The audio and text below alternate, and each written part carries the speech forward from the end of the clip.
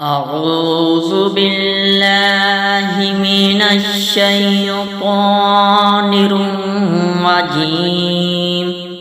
بسم الله الرحمن الرحيم. لا تدركه الأبصار وهو يدرك الأبصار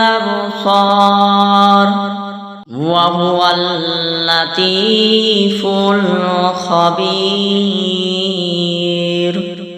لا تدركه الأبصار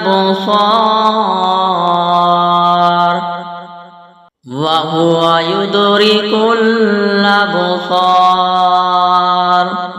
وهو اللطيف الخبير.